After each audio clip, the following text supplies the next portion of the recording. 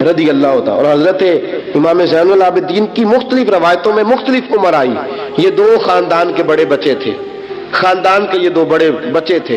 میرے دوستو، یہ جو ایک اہم مسئلہ آپ کے گوش گزار کروں، پہلے یہ ہوتا تھا پہلے کہ خلافت روحانی بھی اور سیاسی بھی ایک ہوتی تھی. امام حسن تک ایک رہی، روحانی خلافت بھی اور سیاسی خلافت بھی ایک رہی. مسئلہ تھوڑا باریک ہے، تھوڑا سا آپ کو میرے بات غور سے سننی پڑے گی. پہلے خلافت ایک ہوتی تھی، روحانی بھی اور سیاسی بھی. حضرت ابو بکر صدیق رضی اللہ تعالیٰ عنہ سیاسی کام بھی کرتے تھے مسجد نبی کے منبر پر بیٹھ کر، اور ساتھ ساتھ لوگوں کو روحانیت کی طرف بھی توجہ دلاتے تھے، اللہ اللہ بھی سکھاتے تھے، لوگوں کو نماز بھی پڑھاتے تھے، جمعہ بھی پڑھاتے تھے، سارا کچھ ہوتا تھا. جناب امام حسن تک یہ کام رہا. حضرت عمر فاروق، حضرت عثمان غنی، جناب علی مرتضیٰ اور امام حسن تک یہ سلسلہ رہا. پھر خلافت دو حصوں میں بٹ گئی. ایک ہو گیا سیاسی خلیفہ جو حکومت چلائے، اور ایک ہو گیا روحانی خلیفہ جو لوگوں کو اللہ اللہ بتائے. وہ جو خلافت تھی نا روحانی، وہ آج تک آ رہی ہے، صوفیاء کے ذریعے، علماء کے ذریعے، نیک اور پارسال لوگوں کے ذریعے. وہ اللہ اللہ بتاتے ہیں، وہ اللہ اللہ بتاتے ہیں، پھر اپنا خلیفہ بناتے ہیں، پھر وہ اللہ اللہ بتاتا ہے. یہ وہ ہے خلاف. حضرت امام زین العابدین رضی اللہ تعالیٰ عنہ کو بادشاہ وقت نے بلایا نا اپنے پاس، تو زین العابدین نے فرمایا میں نہیں جاؤں گا، میں جاؤں گا. عبد المالک بن مروان نے بلایا اور امام زین العابدین کو کہا کہ آپ کو ضرور آنا پڑے گا. آپ نے فرمایا اس کی وجہ؟ اس نے کہا جی وجہ یہ ہے کہ آپ کی طرف لوگوں کا رجوع بہت ہے، لوگوں کی توجہ بہت ہے، دل کھینچے چلے جاتے ہیں. امام زین العابدین نے فرمایا سارا زمانہ بھی میری طرف آئے، پھر میں بادشاہ کے دربار میں، بادشاہ بزرگوں کے پاس آئے تو ان کی عزت بڑھتی ہے، اور اگر نیک لوگ بادشاہوں کے دروازوں پہ جائیں تو ان کی عزت گھٹتی ہے. فرمایا میں نہیں جاؤں گا. اس نے کہا کہ امام مجھے سمجھ کوئی نہیں آتی. امام زین العابدین سے کہنے لگے مجھے سمجھ کوئی نہیں آتی کہ بادشاہ میں ہوں لیکن راشا آپ کے پاس ہوتا ہے. عجیب تماشا ہے کہ لوگوں کی تلواریں میرے ساتھ رہتی ہیں، دل آپ کے ساتھ دھڑکتے ہیں. میں دیکھتا ہوں کہ مدینے کے باہر ایک کٹیا میں آپ رہتے ہیں، کٹیا میں، لیکن میں دیکھتا ہوں کہ سورج بھی چڑھتا ہے تو آپ کو سلامی دے کے چڑھتا ہے، اور چاند بھی نکلتا ہے تو حسین کے بیٹے کے قدم چوم کے نکلتا ہے. امام زین العابدین رضی مدینے سے باہر چلے گئے، ڈیرا لگا لیا عمر بھر اسی جگہ. نام تو علی اوس تھا نا آپ کا، لیکن زین العابدین عبادت کرنے والوں کی زینت. میرے امام نے خلیفہ عبد المالک بن مروان سے کہا تو باز آ جا، میں حسین کا بیٹا ہوں، مجھے لوگوں کو اللہ اللہ سکھانے دے. اب میں تخت خلافت پہ بیٹھ کر نہیں، میں چٹائی پہ بیٹھ کے دین پڑھاؤں گا. اب میں فرش زمین پہ بیٹھ کے لوگوں کو اللہ اللہ سکھاؤں گا. امام زین العابدین کو خلیفہ عبد المالک بن مروان ہوا پتہ کیا تھا؟ تھوڑی سی تاریخ بتا دوں. یزید کے مرنے کے بعد اس کا بیٹا آیا، وہ 40 دن تک رہا. میں نے 10 محرم کو بتایا تھا. اس نے کہا میں اپنے باپ کو بھی اس قابل نہیں سمجھتا تھا، چھوڑ کے چلا گیا. اس کے بعد حضرت عبداللہ ابن زبیر رضی اللہ تعالیٰ عنہ جو تھے، وہ کیونکہ مکہ اور مدینہ اور حجاز کے لوگوں نے انہیں اپنا امیر بنا لیا تھا.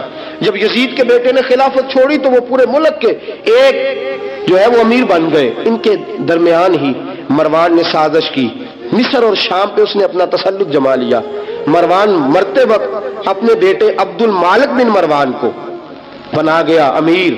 عبد المالک بن مروان بڑا ظالم، بڑا خونخوار، بڑا بد تہذیب آدمی تھا. امام زین العابدین سے کہنے لگا کہ آپ کو آنا پڑے گا. آپ نے فرمایا میں کوئی نہیں آؤں گا. اس نے امام زین العابدین کو گرفتار کرایا. بہت سارے بزرگوں نے لکھا ہے، بالخصوص امام کشیری نے رسالہ میں لکھا، گرفتار کرایا، ہاتھوں میں بیڑیاں، پیروں میں بیڑیاں. امام زین العابدین جس طرح نکلے تھے نا کربلا سے اور دمشق آئے تھے گرفتاری کے عالم میں، اور پھر دمشق سے مدینے آئے تھے، اسی عالم میں پھر گرفتار کرایا. اور خلیفہ عبد المالک بن مروان کے سامنے جب امام زین العابدین پہنچے تو آپ نے کہا کہ تو نے دیکھا ہے نا میرے باپ کے قاتلوں کا کیا انجام ہوا تھا، تو نے دیکھا ہے میرے باپ کے قاتلوں کا، بعد آ جا. اس نے کہا کہ یزید کے پاس طاقت تھی، اس نے آپ کو گرفتار کرا لیا تھا، اب میرے پاس طاقت ہے، میں نے بھی گرفتار کرا لیا ہے. امام زین العابدین سے کہنے لگا آپ کے پاس طاقت ہے تو دکھائیے،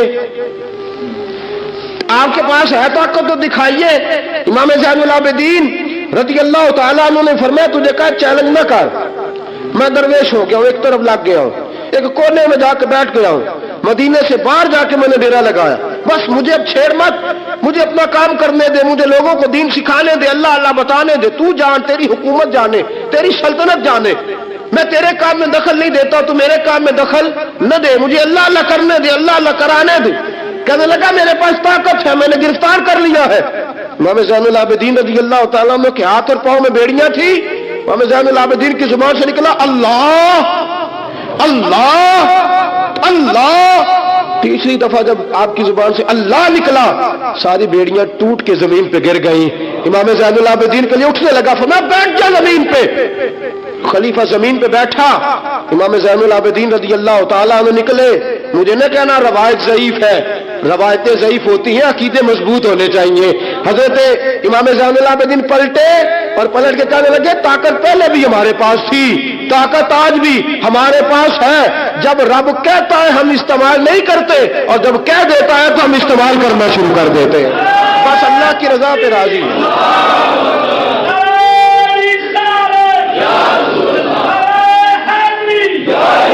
جب اللہ کہتا ہے تو استعمال کرتے ہیں۔ امام زین العابدین خلیفۃ المسلمین امیر المومنین امام حسن کے بھتیجے جناب علی کے پاس 3 سال رہے تھے، وہ تو کٹ گئے سارے، لیکن میرے امام زین العابدین اگرچہ حکومت نہیں لی لیکن دلوں پہ حکومت کرتے رہے، دلوں پہ۔ یہی خلیفہ عبد الملک بن مروان، دیکھو کہتے ہیں جادو وہ جو سر چڑھ کے بولے، اور حقیقت چھپ نہیں سکتی بناوٹ کے اصولوں سے، اور خوشبو آ نہیں سکتی کبھی کاغذ کے پھولوں سے۔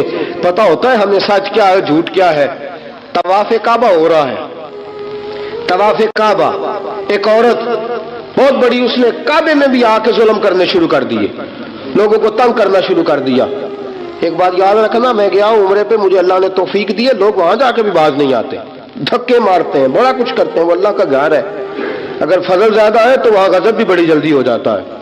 وہ بی بی باز نہیں کہتی تھی میں بہت بڑے امیر کی بیوی ہوں، خبردار، تو قریب آیا تو حجر اسود کے قریب گئی تو حجر اسود نے پکڑ لیا، دبوچ لیا، پکڑ لیا، چھوڑتا ہی کوئی نہیں، چمٹ گئی ساتھ، بلاؤ لوگوں کو، بڑا کچھ کیا، لیکن حجر اسود چھوڑتا۔ اللہ آپ کو حج کی توفیق دے، آمین تو کہہ دے، اللہ آپ کو عمرے پہ لے جائے۔ یہ حجر اسود پتہ بندے وہ جا کے بہادری دکھاتے ہیں، میں جی پرا سٹے 5-7 بندے، میں پھر چمدا رہا بڑا چیر، ایک کوئی عقل مندی کیتی ہے، یہ کوئی عقل مندی والی بات ہے۔ وہاں جا کے ہمارے بزرگ تو کہتے ہیں وہاں جا کے جانوروں کا بھی ادب کرو، وہ خدا رسول کے مہمان میں دھکے دیتے رہے ہو، کوئی عقل مندی ہے، یہ کوئی بہادری نہیں۔ اگر سوڈان والے کرتے ہیں، ایران والے کرتے ہیں، تو وہ جانے، ان کا رب جانے، ان کے عمل جانے، ہم تو وہاں جا کے جانوروں کا بھی ادب کریں گے، ادب کریں گے، احترام۔ نہیں موقع ملتا تو نہ ملے، میرے حبیب نے فرمایا دور سے ہاتھ لہرا کے چوم لو، حجر اسود قیامت والے دن تمہارے ایمان کی گواہی دے دے گا، تمہارے ایماندار ہونے کی گواہی دے گا۔ بی بی چمٹ گئی ساتھ، خلیفہ عبد الملک بن مروان سے کہا کہ وہ بہت بڑے رئیس کی بیوی، اب چھڑا، اب ساری زندگی تخت پہ بیٹھ کے امام زین العابدین کی مخالفت تو کرتا رہا ہے، اب چھڑا۔ نیچے اتر آیا، تو بی بی کے خاوند کو کہنے لگا زین العابدین کے پاس چلے جاؤ، اگر حل ہے تو اس کے پاس ہے، اگر کوئی علاج ہے تو اس کے پاس ہے، اس کے پاس جاؤ، میں چھڑا سکتا، ادھر جاؤ، ادھر وہ ہے دروازہ، وہ ہے جناب علی کا پوتا، وہ ہے امام حسین کا جانشین، وہ بیٹھا ہے۔ زین العابدین تیرا تو سارا گھر کربلا میں کٹ گیا تھا، تیرے پاس تو رہنے کو مکان تک نہیں بچا تھا، خون کی ندیاں بہ گئی تھی، اور یہ کیا معاملہ ہے؟ امام زین العابدین کی سیرت اور صورت لوگوں کو بتاتی ہے کہ اب بھی اگر محبتوں کی وجہ سے دل جھکیں گے تو ہمارے خاندان کی طرف ہی جھکیں گے۔ امام زین العابدین کے پاس گئے، امام زین العابدین اپنے حجرے میں بیٹھے، کہا جناب ایک بی بی حجر اسود کے ساتھ لگ گئی، آپ آئیے۔ امام زین العابدین رضی اللہ تعالیٰ عنہ نے فرمایا میں نے سنا ہے رئیس کی بیوی ہے، لوگوں کے تنگ کرتی ہے، چھڑا لے گا؟ انہوں نے کہا حضرت جی وہ بھی آیا ہوا ہے، وہ کہتا ہے اگر چھڑا سکتا ہوتا تو پہلے بھی چھڑا لیتا، مہربانی کرے۔ امام زین العابدین اٹھے، ان کے ساتھ گئے، اس بی بی سے جا کے کہنے لگے تو توبہ کرتی ہے؟ توبہ کرتی ہے؟ کہنے لگی کرتی ہوں۔ امام زین العابدین کے ہاتھ اٹھے، لفظ کیا ہے؟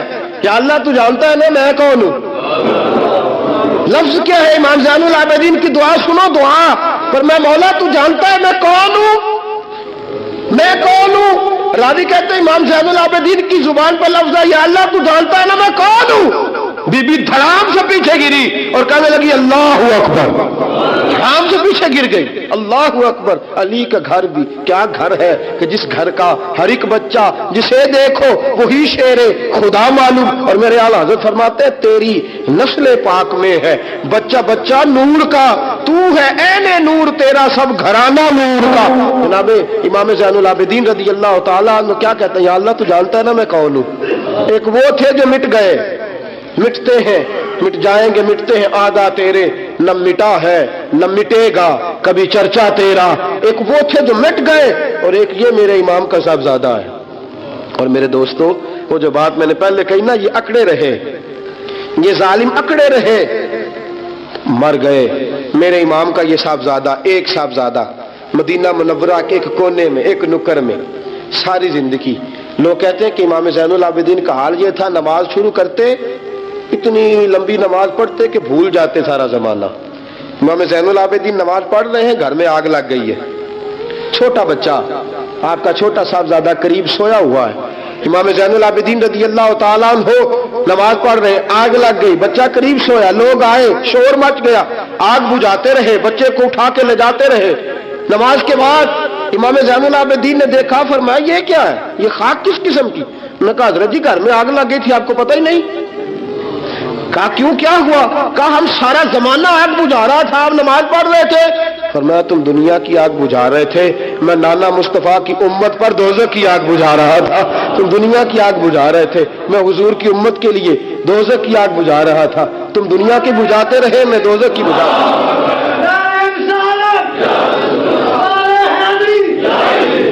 ये इमाम ज़ैनुल आबिदीन है, वो सारे मिट गए। और ये इमाम कैसी आजिज़ी, कैसी इनकिसारी। हजरत इमाम हसन बसरी ये खलीफा है इमाम ज़ैनुल आबिदीन के भी और खलीफा है हजरत इमाम बाकर के भी। इमाम बाकर इमाम ज़ैनुल आबिदीन के बेटे हैं, इमाम जाफर सादिक उनके पोते हैं। हजरत इमाम ज़ैनुल आबिदीन रज़ी अल्लाह तआला अन्हु के बारे में हजरत हसन बसरी फरमाते हैं कि रात का सन्नाटा था, काबे में उस वक्त इतना राश नहीं होता था, मैं करीब ही ठहरा हुआ था। आधी रात का वक्त एक नौजवान के रोने की आवाज आई, या अल्लाह मेरे गुनाह बख्श दे, या अल्लाह मुझे माफ कर दे, या अल्लाह मुझे माफ कर दे। वो चीखता। इमाम हसन बसरी फरमाते हैं कि मैं सोया हुआ था अपने उजरे में, काबे के करीब ठहरा हुआ था। फरमाते हैं कि मेरी उस नौजवान की आहोजारी की वजह से मेरी आंख खुल गई, उसकी तड़प की वजह से मैं उठा। और फरमाते हैं कि मैंने सोचा बहुत बड़ा कोई गुनाहगार आ गया है। फरमाते हैं कि वो क्या कहता है, जब मैं उठा हूं, काबे के करीब गया हूं कि जाकर तसल्ली देता हूं, तो उसकी जुबान से जुमला निकला, कहने लगा या अल्लाह मुझे कयामत में जलील न करना, ऐ अल्लाह अगर मेरे अमल अच्छे नहीं तो मुझे कयामत के दिन अंधा करके उठाना, मैं तेरे नेक बंदों के सामने क्या जवाब दूंगा। फरमाते हैं वो नौजवान तड़पता है, रोता है। हजरत हसन बसरी फरमाते हैं कि मेरे पहुंचते पहुंचते वो इतना बुलंद आवाज से तड़पने लगा कि बेहोश होकर जमीन पे गिरा। आप फरमाते मैं करीब गया, उस नौजवान के करीब गया तो बड़ी खूबसूरत खुशबू मुझे आई। फरमाते मेरे दिल में ख्याल था तसल्ली दूंगा कि बेटा ठहर जा, मैं भी दुआ करता हूं, तू भी दुआ कर, अल्लाह बड़ा मेहरबान है, माफ कर देगा। फरमाते हैं जब मैंने उस नौजवान के चेहरे से जुल्फे हटाई, गर्द साफ की, तो मेरे पांव तले से जमीन निकल गई। ये तो इमाम हुसैन का बेटा ज़ैनुल आबिदीन है, ये तो इमाम हुसैन के लख्त जिगर अलीउल मुर्तजा के जिगर पारे जनाब सैयदा फातिमा के नूर नजर है, ये तो हजरत शहर बानो शहजादी के बेटे हैं। इतनी आहोजारी, इतनी तड़प, इतनी बेचैनी, इतना अल्लाह से ताल्लुक। हजरत हसन बसरी फरमाते हैं कि कदमों पे गिरा, पांव चूमे। इमाम ज़ैनुल आबिदीन की आंख खुली तो कहा हसन बसरी ना कर, ना कर, तू बुजुर्ग है। इमाम ज़ैनुल आबिदीन उठ के बैठ गए। हजरत हसन बसरी रहमतुल्लाह ताला अलैह फरमाते हैं मेरी आंख निकल गई, आंसू मेरे बह गए। मैंने कहा ज़ैनुल आबिदीन कहां से दिल लेके आए हो तुम लोग, और कहां से सवारा है खुदा ने तुम्हारे खानदान को। सारा कुछ दे भी देते हो अल्लाह की राह में, सारा कुछ लुटा भी देते हो, सारा कुछ कुर्बान भी कर देते हो, अपने लिए रखता भी कुछ नहीं, और फिर भी माफिया ही मांगते फिरते हो, फिर भी माफिया ही मांगते फिरते हो, फिर भी रोते फिरते हो, फिर भी बारगाह खुदाबंदी के अंदर आहुजारियां करते रहते हो। हजरत हसन बसरी रहमतुल्लाह ताला अलैह फरमाते कि वो जमाना मैंने इमाम ज़ैनुल आबिदीन का देखा। मेरे दोस्तों वो तो मिट गए, अकड़े रहे ना, मिट गए। करबला के बाद वो मिट गए, मेरे इमाम को मिटाने वाले। लेकिन इमाम ज़ैनुल आबिदीन, मेरे इमाम का एक साहबजादा बचे था, लेकिन उन्होंने रूहानी खिलाफत का आगाज कर दिया। पूरी दुनिया में मेरे इमाम ज़ैनुल आबिदीन का फैज है, जिस्मानी भी है, रूहानी भी है, इल्मी भी है। इमाम ज़ैनुल आबिदीन ने जिंदगी पूरी गुजार दी एक कोने में लग के। इमाम ज़ैनुल आबिदीन किसी सियासी काम में कभी मुदाखलत नहीं। हजरत इमाम जाफर सादक का जमाना आया तो फिर बादशाह ने बुलाया इमाम जाफर सादक को, और ये इमाम जाफर सादक वो बुजुर्ग है कि हजरत इमाम आजम अबू हनीफा रहमतुल्लाह अलैह इमाम जाफर सादक के मुरीद है, उनके मुरीद है, उनके खलीफा है। हजरत इमाम जाफर सादक को बुलाया, और जब सैयदना इमाम जाफर सादक रहमतुल्लाह अलैह रज़ी अल्लाह अन्हु पहुंचे तो आपने शानदार लिबास पहना, शानदार लिबास पहना, और आला किस्म का जुब्बा पहना, आला किस्म की पगड़ी बांधी, हाथ के अंदर असा पकड़ा, और हजरत इमाम जाफर सादक रज़ी अल्लाह ताला अन्हु कच्चे मकान से निकले, लेकिन जरा बावकार होके निकले। दरबारे बादशाह, दरबारे खिलाफत में पहुंचे, अपनी खुंडी को, अपनी छड़ी को हिलाया। वह क्यों बुलाया मुझे? वो बादशाह जिसने कहा था बुलाओ जरा, पता करता हूं क्यों मेला लगा रखा है। फिर भी बादशाह डरते रहते हैं, फिर भी डरते हैं कि अगर इन रूहानी लोगों ने इशारा किया तो सारी दुनिया इनके पीछे निकल पड़ेगी। बुलाओ, क्यों मेला लगाए रखा है? जब बादशाह के सामने पहुंचे तो बादशाह से कहा क्या बात है, क्यों बुलाया था मुझे? कहने लगा हुजूर गलती हो गई। आज के बाद इमाम जाफर सादक बाहर निकले तो बादशाह के वारी कहने लगे तू बड़ी बातें करता था, डिंगे मारता था, बढ़ के मारता था, बुलाओ इमाम को पूछ लेता हूं क्या हुआ। कहने लगा यार पता नहीं क्या बात है, जब नहीं होते तो बात निकलती है, जब सामने आ जाते हैं तो मुंह के अंदर से जुबान बोलती नहीं है। जब सामने आते हैं तो क्या रोब है, क्या रोब है। असल उसे समझ नहीं थी कि तेरी नस्ल पाक में है बच्चा बच्चा नूर का, तेरी नस्ल पाक में है बच्चा बच्चा नूर का, तू है ऐने नूर, तेरा सब घराना नूर का। हजरत इमाम जाफर सादक बाहर निकले तो आपका खादिम घर जाकर कहने लगा इमाम साहब आला किस्म का लिबास, लोग बातें कर रहे थे, इतना बड़ा कीमती लिबास, लोग गुफ्तगू कर रहे थे। तो हजरत इमाम जाफर सादक ने कमीज उतारा, नीचे टाट का लिबास था, फरमाया ये जो ऊपर पहना है ये मखलूक को दिखाने के लिए है, और जो अंदर पहना है वो रब को दिखाने के लिए है। अंदर अल्लाह को दिखाने के लिए टाट का है, लेकिन मखलूक को दिखाने के लिए मैंने आला लिबास पहना है। इनके दिल में ख्याल ना आए कि रसूल पाक के अहले बैत शायद कमजोर हो गए हैं, इसलिए डरते और सहमे हुए आते हैं। मेरे नबी के खानदान ने उस वक़्त से लेकर ता दमे आखिरी आज तक एक पूरा किरदार अदा किया है। सादात का दीन में एक पूरा किरदार रहा है, तहरीर के मामलात में, तकरीर के मामलात में, तदरीस के मामलात में सादात का पूरा किरदार रहा। वक्त गुजरने के साथ साथ कभी सैयद गौसे आजम की शक्ल में आए, और कभी सैयद मोइनुद्दीन चिश्ती अजमेरी की शक्ल में आए, और कभी सैयद अली हजवेरी दाता गंज बख्श की शक्ल में आए, और कभी ये सैयद हजरत शाह आले रसूल मां रहरवी की शक्ल के अंदर आए, और कभी ये सैयद मीर अब्दुल वाहिद बिलगरामी की शक्ल में आए। ये सादात आते रहे, अपने अपने दौर में चमकते रहे, अपने अपने दौर में दीन का फरीजा सर अंजाम देते रहे। इन्होंने फिर एनाने हुकूमत वालों को कहा कि ठीक है, अगर तुम समझते हो कि इस तरह हमें दीन नहीं फैलाने देते तो हमें अल्लाह ने तौफीक दी है, हमें अल्लाह ने ताकत दी है, अल्लाह ने हमें रूहानियत दी है, हम उस रूहानी तर्ज के साथ दीन फैलाएंगे। मेरे दोस्तों, अगरचे कुव्वत और इख्तदार भी हमेशा इन्हीं के पास रहा। करबला में जो भी आया, आप देख लीजिए ना, यजीद के 14 बेटे बताए जाते हैं, कोई भी नहीं कहता मैं यजीद की औलाद में से हूं।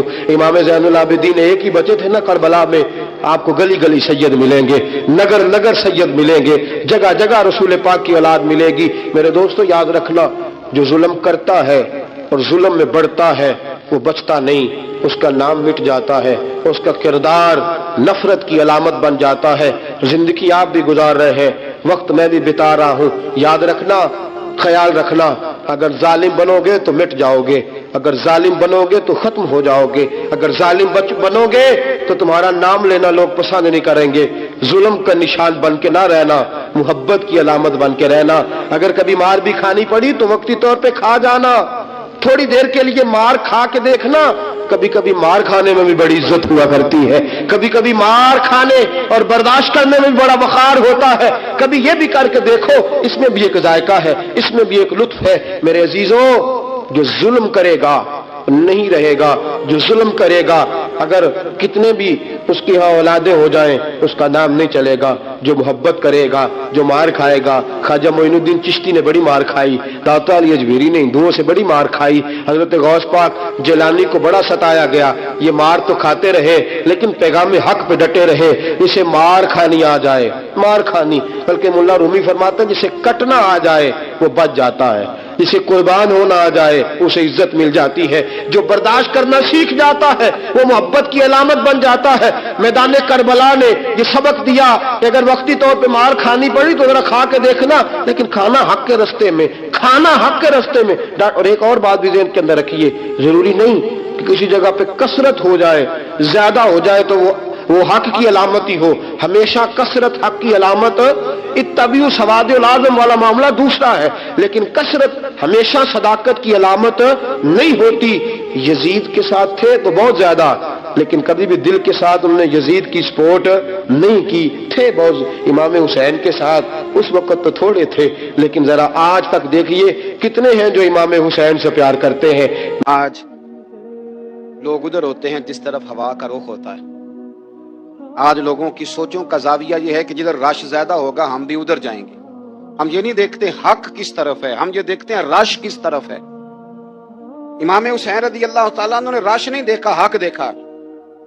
امام حسین رضی اللہ تعالیٰ عنہ استقامت کے وہ پہاڑ ہیں، معمولی آدمی نہیں تھے۔ فرزق شاعر کہتا ہے کہ میں نے امام حسین سے کہا تھا، میں نے کہا لوگوں کی تلواریں یزید کے ساتھ ہیں پر دل آپ کے ساتھ ہے، دل آپ کے ساتھ ہیں۔ امام حسین رضی اللہ تعالیٰ عنہ نے زمانے کے حالات نہیں دیکھے، حق اور سچ دیکھے۔ جتنی چیزیں انسان کو کمزور کر سکتی ہیں وہ ساری امام حسین پہ طاری کی گئیں، جتنی چیزیں۔ وطن چھوڑنا کتنا کو مشکل ہوتا ہے، شالا پردیسی کوئی بھی نہ تھی وے کھ جنا تو پارے۔ حضرت سلطان باؤ فرماتے ہیں بچو، پردیسی ہونا کوئی آسان ہے؟ جس آدمی کا کسی چھوٹے سے گاؤں میں بھی مکان ہو، چھوڑنا پڑ جائے تو روٹا ہے۔ تو مجھے بتاؤ جس نے اپنا سارا بچپن مدینے میں گزارا ہو، آج جو ایک ہفتہ مدینے رہ کے آتے ہیں ان سے واپس نکلنا مشکل ہوتا ہے۔ لیکن امام حسین حق کا رستہ تھا، وطن کی قربانی دی، اور معمولی وطن نہیں، مدینے جیسا وطن۔ اور جب کھڑے تھے نا امام حسین رضی اللہ تعالیٰ عنہ رجب میں نکل رہے تھے مدینے سے، تو کوئی شاعر کہتا ہے دور کھڑے ہو کے انہوں نے گویا کہا تھا، آقا تیرے کرم کے خزینے کی خیر ہو، میں جا رہا ہوں تیرے مدینے کی خیر ہو۔ امام حسین نے وطن چھوڑا، کوئی لغزش نہیں پیروں میں، کوئی نہیں۔ شہزادوں والی زندگی تھی، مسجد نبوی کے امام تھے،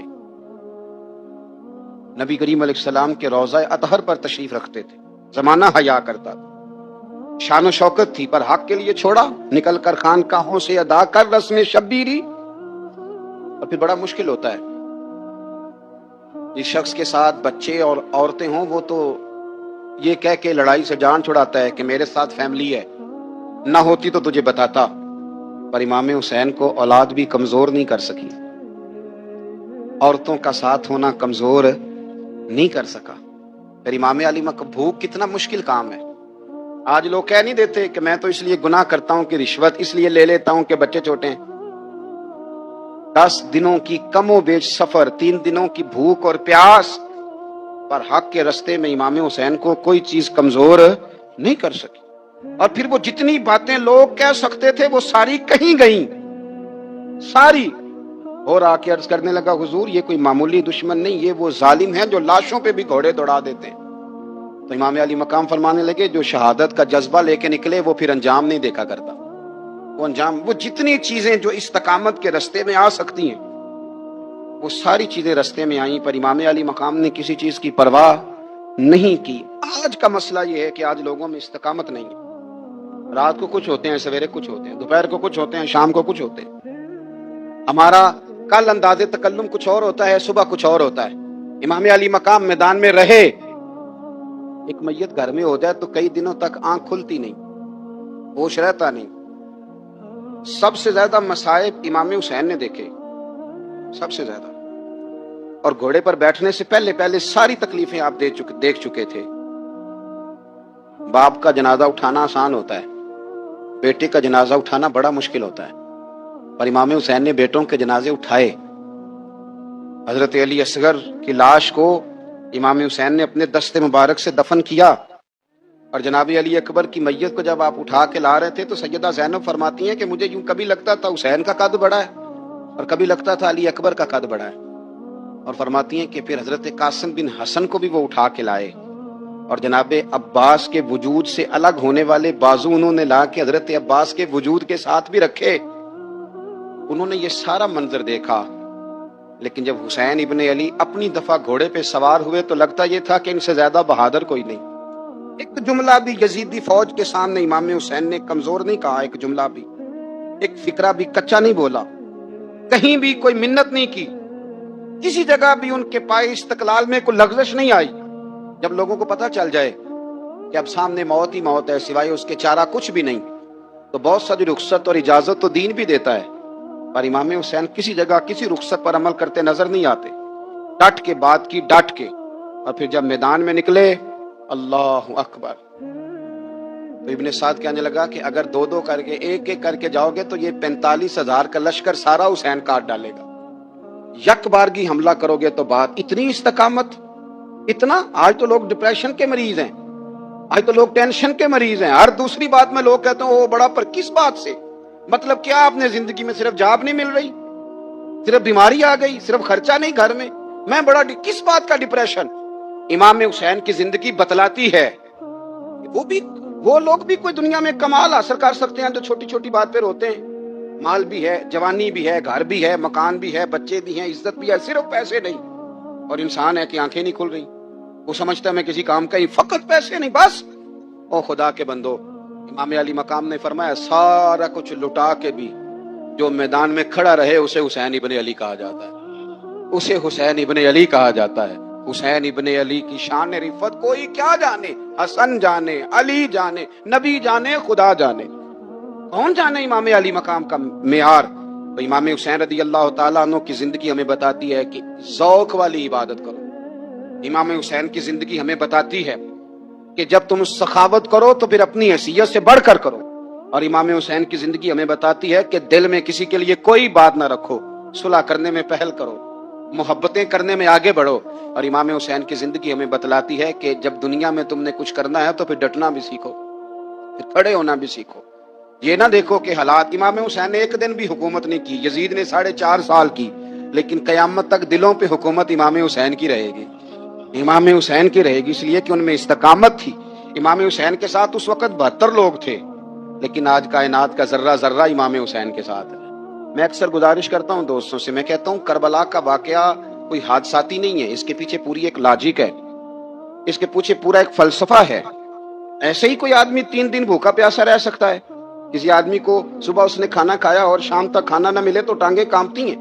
رمضان المبارک میں عبادت کی نیت سے روزہ رکھنے والے بھی شام کو بڑے پریشان ہو جاتے ہیں، اور مسلسل 3 دن کھانا نہ کھایا جائے اور پانی نہ پیا جائے، اور حال یہ ہے کہ وہی آدمی تلوار لے کے میدان میں نکلے اور اس کی حالت یہ ہو کہ لوگ اس کے آگے دوڑنا شروع کر دیں، ہزاروں کی فوجیں تاب نہ لا سکے۔ علی کا گھر بھی وہ گھر ہے کہ جس گھر کا ہر ایک بچہ جسے دیکھو وہی شیر خدا معلوم ہوتا ہے۔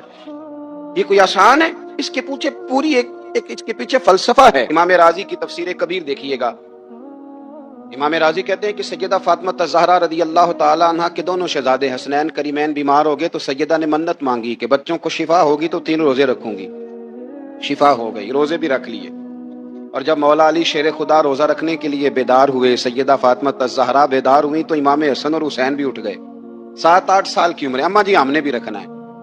صبح کھجور اور دودھ سے روزہ رکھ لیا گیا، این افطاری کے وقت مولا علی کہتے ہیں فاقے چل رہے تھے، کہیں سے میں جون لایا تھوڑے سے، سیدہ فاطمہ الزہرا نے پیس کا روٹیاں پکائیں۔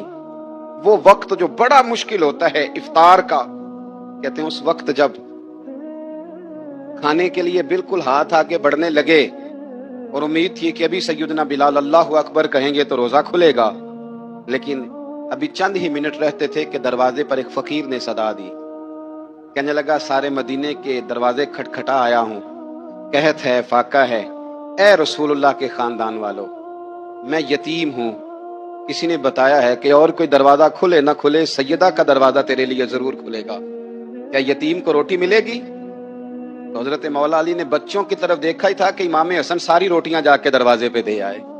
खजूर और पानी से इफ्तार हो गया। सुबह फिर खजूर और दूध से रोजा रखा।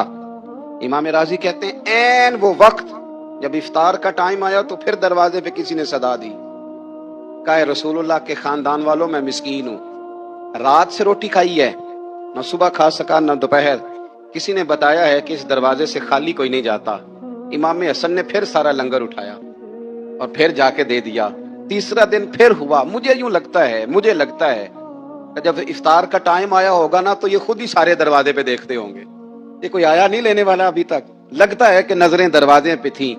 ऐन इफ्तार के वक्त 3 रोटियां जब जौ की पक के आई, एक भिखारी ने सदा दी। कहने लगा मैं कैदी हूं, आज ही कैद से रिहाई मिली है। पहले दिन किसी के दरवाजे पे सदा मिली है, दी है रोटी मिलेगी। इमाम हसन वो खाना दे के वापिस लौटे। खजूर और पानी से इफ्तार हुआ और जैसे ही मस्जिद नबी में तीनों बाप बेटा नमाज पढ़ने गए तो मौला अली कहते मुझे बताना नहीं पड़ा। रसूल करीम ने मेरी तरफ देख के फरमाया, अली तेरा, फातिमा का, हसन और हुसैन का तीनों दिन वाला अमल खुदा को भी बड़ा पसंद आया है और मोहम्मद मुस्तफा को भी बड़ा पसंद आया, बड़ा पसंदीदा अमल। मैं कहता हूं कि हजरत फातिमा ने ना उनकी तरबियत पहले ही कर दी थी, 3 दिन बगैर इफ्तार के रोजा रखने की। वो ट्रेनिंग घर से हो चुकी थी। अब मैदान करबला में 3 दिन भूखा प्यासा रहना उनके लिए मुश्किल नहीं था। वो तो उन बच्चों के लिए मुश्किल होता है जो खाना देर से पकने से बर्तन तोड़ने शुरू कर देते। वो बच्चे ब्लैकमेल होते हैं जिनको एक वक्त उनके पसंद का खाना ना मिले तो वो घर में जो है वो उधम शुरू कर देते हैं। जिनकी माँ ने आदत डाली हो कि बेटा 3 दिन भूखे प्यासा रहना हुआ तो रह लेना, लेकिन किसी भी बातिल के साथ कंप्रोमाइज ना करना, उनके लिए इतना मुश्किल नहीं था। तो इनकी तरबियत हुई, इनकी ट्रेनिंग हुई, फिर अल्लाह ने इनकी सीरत में रंग भरे, इनके किरदार में हुस्न आया, वकार आया। हजरत अमीर माविया रदी अल्लाह ताला अन्हु ने एक शख्स को भेजा मदीना मुनव्वरा शाम से। तो उसने कहा मैंने इमाम हुसैन से मिलना है, तारुफ क्या है? जनाब अमीर माविया फरमाने लगे मस्जिद नबी में जाना जिसके गिर्द लोग सबसे ज्यादा अदब से बैठे हों और जिसकी बातें सबसे ज्यादा मीठी हों और जिसकी नजरें सबसे ज्यादा झुकी हों और जिसके चेहरे पर तुम्हें सबसे ज्यादा वकार नजर आए, वही अली के बेटे हुसैन होंगे। जो सबसे ज्यादा तुम्हें वहां माहौल के अंदर जो शख्स नजर आए, पूछने की जरूरत नहीं पड़ेगी। तो शख्स कहता मैं मदीने आया तो मैंने वाकई एक शख्स को देखा, शहद के गिर्द मक्खियों का इतना हुजूम नहीं होता जितना इमाम हुसैन के गिर्द रसूलुल्लाह के गुलामों का हुजूम था, लेकिन नजरें झुकी हुई, बातें मीठी, लहजा गुदाज, लफ्जों में रानाई। और लोग कई बातें पूछते तो अली के साहिबजादे एक आध जुमला बोलते तो लगता ये कि वो जुमला सीधा दिल में उतरता चला जाता है। इमाम अली मकाम के किरदार में ना कुछ बातें बड़ी ज्यादा थी, बहुत ज्यादा थी, बड़ा हुस्न था। एक बात तो ये थी इमाम हुसैन रदी अल्लाह ताला अन्हु का इल्म फजल बड़ा कमाल का था। एक दफा सहाबा में मसला बन गया कि बच्चा पैदा होता है तो इसका वजीफा कैसे लगाना है। इमाम हुसैन का इल्म फजल बता रहा हूं, इल्म फजल। तो बात बड़ी पेचीदा हो गई। हजरत अब्दुल्लाह इब्ने जुबैर के पास लोग आए, कहने लगे कि आप बड़े साहिब इल्म फजल हैं, आपने हुजूर अलैहिस्सलाम के साथ वक्त गुजारा है, तो मसले को हल करें कि बच्चा पैदा होने के बाद हुकूमत अगर वजीफा लगाएगी तो कब लगाएगी। जब बहस तूल पकड़ गई, मसला हल नहीं होता था, तो हजरत अब्दुल्लाह इब्ने जुबैर कहने लगे हमसे नहीं हल होगा। एक बंदा है जिसके सीने में रसूलुल्लाह सल्लल्लाहु ताला अलैहि वसल्लम के नूर नबुव्वत का फैजान है, वो ये मसला हल करेंगे। तो कहा वो कौन से? आप फरमाने लगे जब हमसे मसाइल हल नहीं होते तो हम उनके इल्म से फायदा उठाते हैं। कहा कौन है? कहा जनाब इमाम हुसैन। तो लोग हजरत इमाम हुसैन के पास गए, कहा हजरत ये एक मसला उलझ गया है कि बच्चा पैदा हो तो वजीफा कब लगाना है। फरमाया उलझने वाली बात ही कोई नहीं, पैदा होने के बाद जब वो पहली दफा आवाज निकाले तो उसका वजीफा लगा दो। इसका मतलब ये है कि वो दुनिया में आ गया है, उसने अपने आने का इजहार कर दिया है, ऐलान कर दिया है, अब उसका वजीफा लगा दो। तो इस पर फिर सहाबा का इत्तेफाक हो गया। इमाम हुसैन के इल्म से, फजल से लोग फैज उठाते थे। फिर उसके साथ साथ इमाम हुसैन का ज़ौक़ इबादत बड़ा शानदार था, बड़ा जबरदस्त ज़ौक़। अल्लामा जौज़ी ने लिखा है वकान अल हुसैन रदी अल्लाह ताला अन्हु फादिलन कसीर सौमे व सलाते वल हज्जे व सदकाते व अफ़आलिल खैर जमीया। आप फरमाते हैं कि इमाम हुसैन ज्यादा नमाजें पढ़ने वाले थे, कसरत से सजदे करने वाले, कसरत से रोजे रखने वाले, ज्यादा हज करने वाले, और इमाम हुसैन सदका देने वाले और नेकी के कामों में शिद्दत करने वाले। इमाम हुसैन का जो ज़ौक़े इबादत था वो इतना शानदार था कि आप फर्द नमाज के अलावा रोजाना 100 रकत नमाज नफल अदा फरमाया करते। और इमाम हुसैन फरमाते जिंदगी में कभी ऐसा नहीं हुआ कि 3 दिन गुजर गए और हुसैन का कुरान पाक खत्म ना हुआ। 25 हज किया इमाम हुसैन ने मदीना मुनव्वरा से मक्का मुकरमा पैदल जाके, 25 हज। अब तो निस्बत वाले लोगों को इबादत की जरूरत नहीं ना, इल्ला माशाल्लाह, कहते हैं निस्बत बड़ी है। भाई जिनकी निस्बत इतनी खास थी कि हुजूर ने फरमाया ये फातिमा के नहीं मेरे बेटे हैं, उनका तो हाल ये है कि फर्ज के अलावा 100 नफल, 3 दिन से पहले खत्मे कुरान पाक, 25 हज फरमाए। तू किस निस्बत की बात करता है? ये निस्बतें तो हैं जो इंसान को इबादत के करीब करती हैं। लोगों ने मेयार ही बदल दिया है।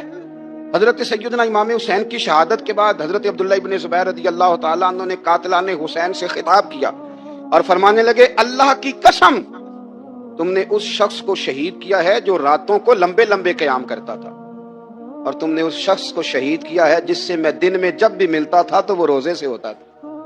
तुमने उस शख्स को शहीद किया जो कायमुल लैल था, साइमुद दहर था, उस शख्स को तुमने शहीद किया। आपको पता है कि मैदान करबला में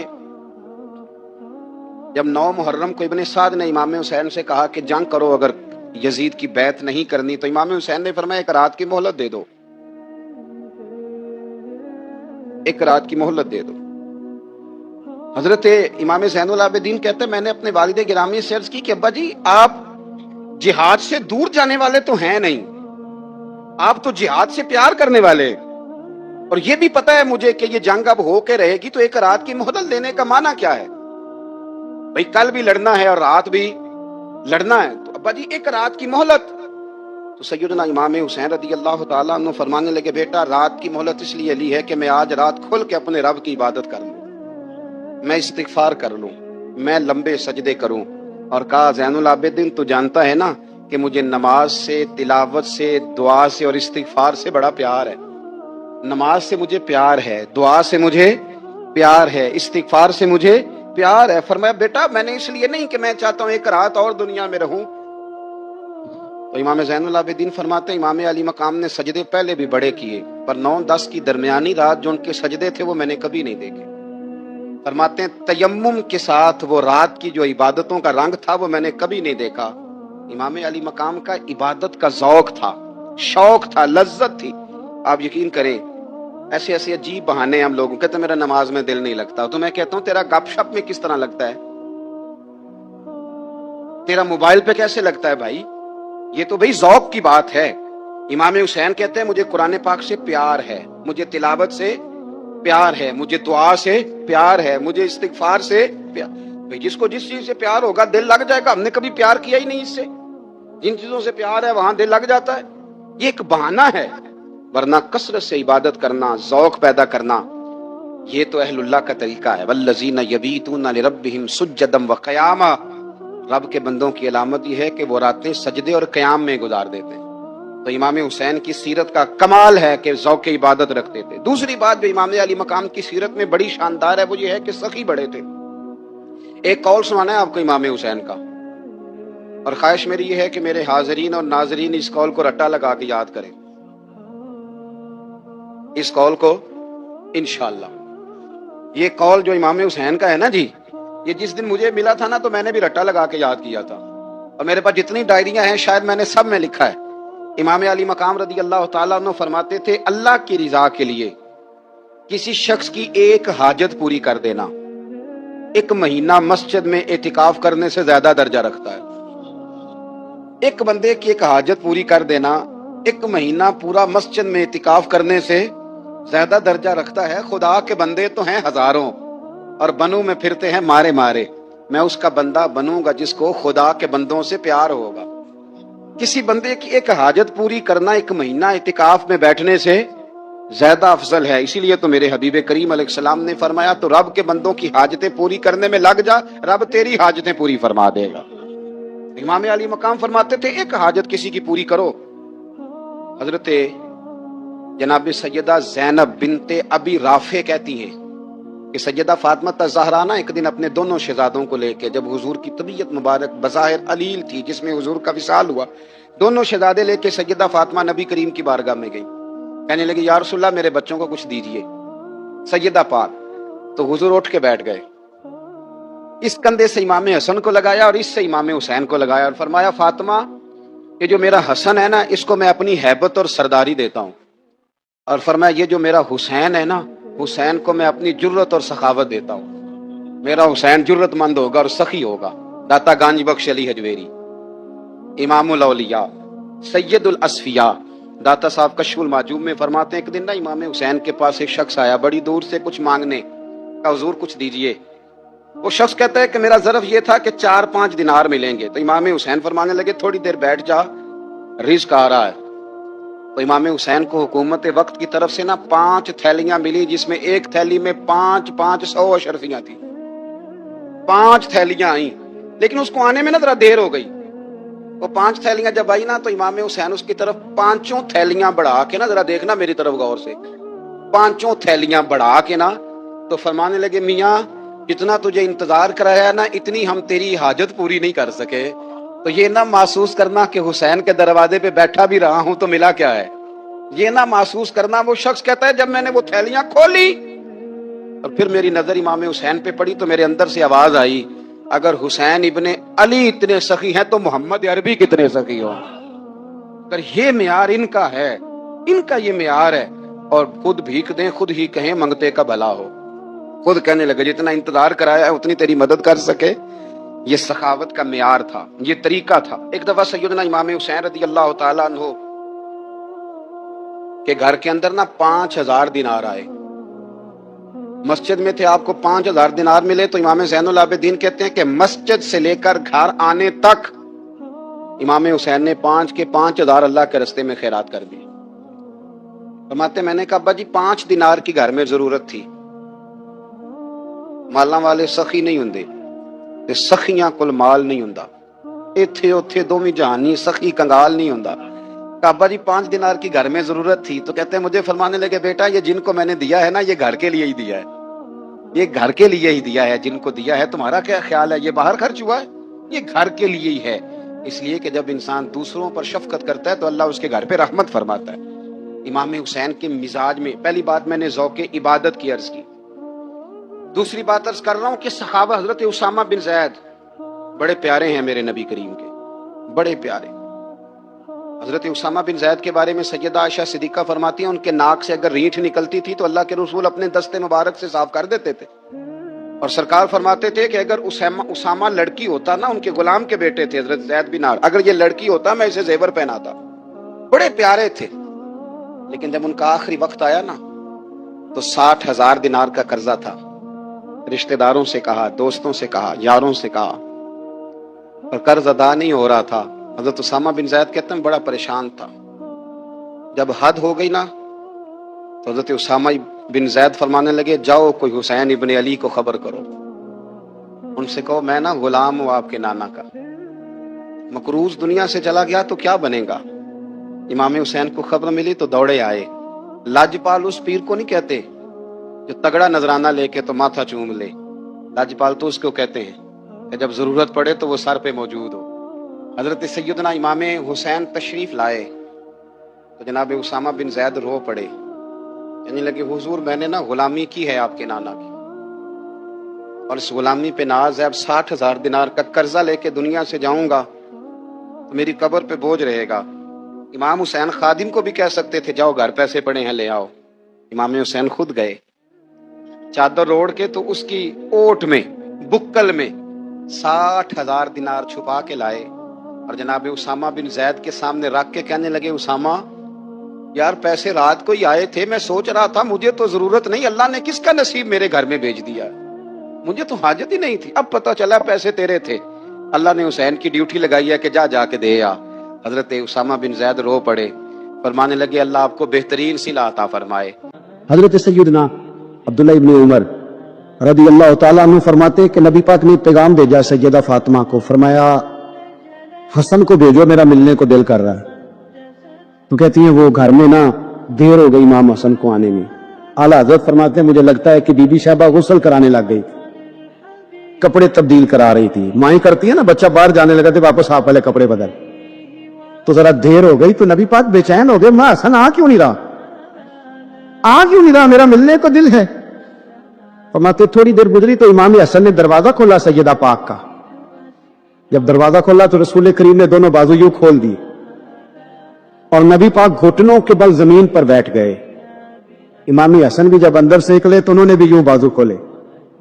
तो कहते हैं रसूल करीम के जब गले से आके लगे तो अब्दुल्ला इब्न उमर कहते हैं मैंने हुजूर की आंखों में आंसू देखे और महबूब उनका माथा चूम के कहने लगे, ए अल्लाह मैं इन दोनों से मोहब्बत करता हूं, तू भी इनसे मोहब्बत फरमा। अरे अल्लाह जो मेरे हसन हुसैन से मोहब्बत करे उस बंदे से भी मोहब्बत फरमा, जो इनसे प्यार करे उससे भी। हजरत अली ने मकान नहीं बनाया, सारी जिंदगी मकान नहीं बनाया, कोई कारोबार नहीं किया सारी उम्र। अब इस पहलू पे भी जरा गौर करो, हजरत अली रज़ी अल्लाह ताला अन्हु ने कोई बैंक बैलेंस नहीं बनाया। सहाबा किराम वाली रिदवान फरमाते हैं बड़े बड़े रिश्ते आए सैयदा फातिमा के लिए, बड़े बड़े अमीर कबीर लोगों। हुजूर ने फरमाया मैं रब के फैसले का इंतजार कर रहा हूं। एक दिन तीनों यार इन लोगों का खुलूस देखे मौला अली के साथ, हजरत अबू बकर, हजरत उमर, हजरत उस्मान। हजरत अली एक यहूदी के बाग में मजदूरी कर रहे थे तो वहां गए और जाके कहा अली तू हुजूर से सैयदा फातिमा का रिश्ता क्यों नहीं तलब करता। तो हजरत अली कहने लगे भाइयों ना मकान है ना घर है ना कुछ है, रिश्ता कैसे मांग लो। कहा तू जा तो सही, हमें तो लगता है रसूल पाक तेरा इंतजार कर रहे हैं। मौला अली शेर खुदा कहते मैं गया और जब मैं हुजूर की बारगाह में गया तो इन्होंने मुझे यार थे ना तैयार करके भेजा, मुझे लफ्ज भी सिखाए क्या कहने हैं, लेकिन जब मैं वहां पहुंचा ना तो मेरे अंदर ताकत ही खत्म हो गई बोलने। सलाम लेके तो हुजूर के पास बैठ गया। हुजूर ने कहा अली कैसे आए हो, तो मैं खामोश। फिर पूछा कैसे आए हो, मैं खामोश। फिर पूछा कैसे आए हो, मैं खामोश। कहते दिलों का हाल जानने वाले रसूल ने फरमाया अली फातिमा के लिए आए हो, फातिमा के लिए आए हो। तो हजरत अली कहते हैं मेरा जवाब बड़ा निराला है। मैंने कहा हुजूर वो तीनों मेरे पास बाग में गए थे, वो तीनों गए थे, मुझे उन्होंने भेजा है।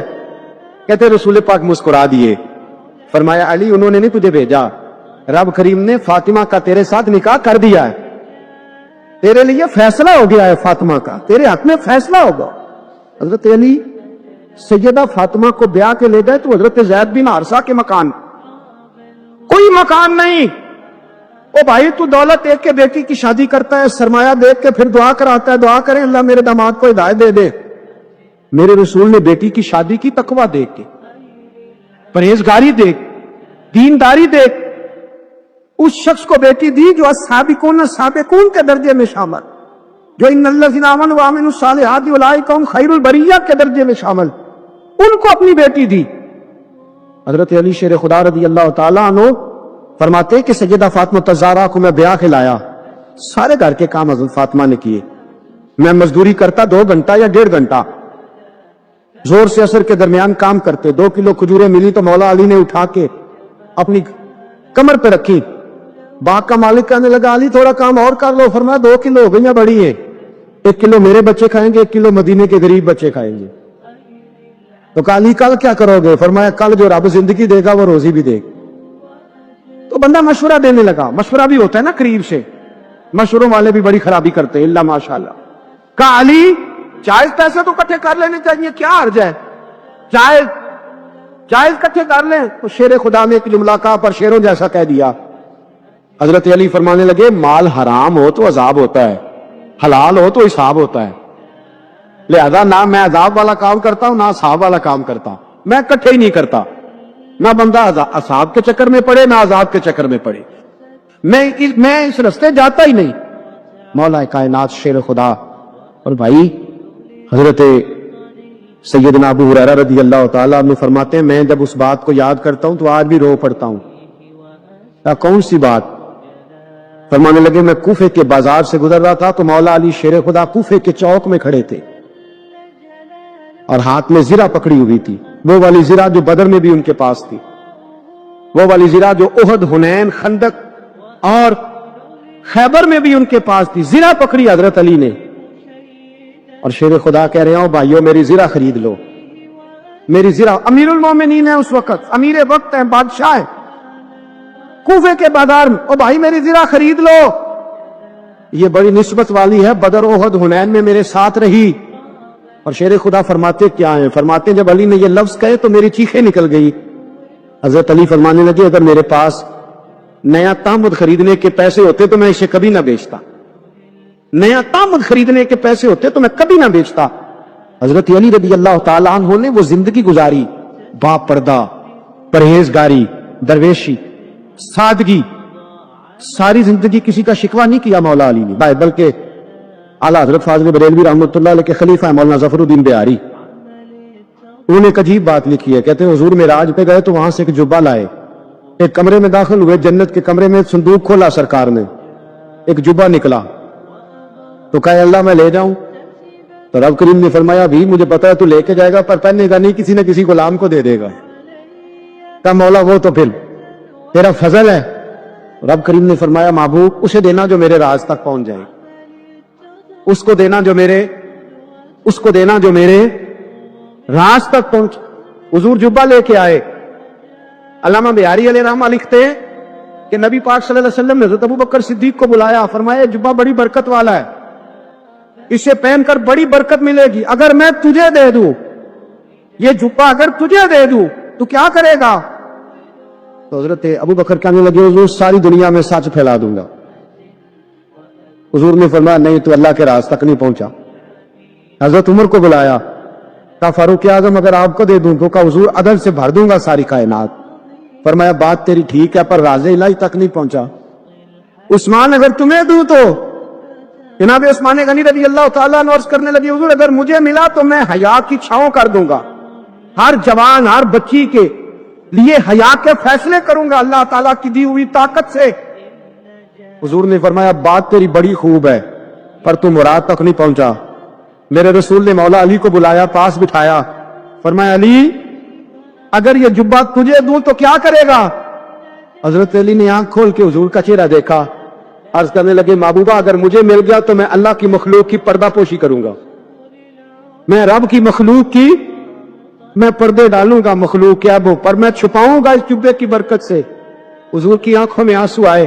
فرمایا تو رب کے راز تک پہنچایا، جبہ تیرا ہی بنتا ہے، تو پہنچا ہے اللہ کے راز تک. میرے حبیب کریم سید عالم صلی اللہ علیہ وسلم کی خدمت میں کچھ لوگ آئے، کہ حضور علی نے سختی کی ہے ہم پر، شیر خدا نے سختی کی ہے، بعض جنگ کے موقع پر کہیں سپاہ سالار بنے ہوں گے یا جو معاملہ تھا سختی کی ہے. کہتے ہیں حضور کی بارگاہ میں لفظ کہے تو نبی پاک ناراض ہو گئے. فرمایا تمہیں پتا ہے علی کون ہے؟ حضور کون ہے؟ فرمایا علی منی وانا من العلی، علی مجھ سے ہے میں علی میں سے ہوں، علی مجھ سے ہے اور میں علی میں سے ہوں. تمہیں اس کا پتہ ہے؟ میرے حبیب پاک سید عالم صلی اللہ علیہ وسلم نے بڑا پیار. اب یہاں علی علی کہنے والے ایک تو وہ طبقہ ہے ملنگوں کا جن کا میں نے رونا شروع میں رویا ہے اور ہم روتے ہی رہتے ہیں، اللہ کرے ان لوگوں کا صفایا ہی ہو جائے، آمین تو کہہ دیں. اور ایک وہ طبقہ ہے اللہ خیر کرے جو حضرت علی کا نام لیتے ہیں تو باقی تین کو پوچھتے ہی نہیں. حضرت علی بیٹھے تھے، حضرت ابو بکر صدیق آ گئے تو دیکھ کے مسکرانے لگے. تو مولا علی شیر خدا کہنے لگے ابو بکر ہنستے کیوں ہو؟ کہ حضور نے فرمایا تھا قیامت کے دن علی جنت کی ٹکٹیں تقسیم کرے گا. کہنے لگے لگتا ہے حضور نے تمہیں پوری بات نہیں بتائی. تو ابو بکر کہنے لگے پوری بات کیا ہے؟ فرمانے لگے مجھے نبی پاک نے کہا تھا علی جنت کی ٹکٹ اس کو دینا جو ابو بکر سے محبت کرے، اس کو ٹکٹ دینی ہے جو ابو بکر صدیق سے محبت کرے، اس کو ٹکٹ دینا جنت کی. ان لوگوں کا پیار، ان کی وفا.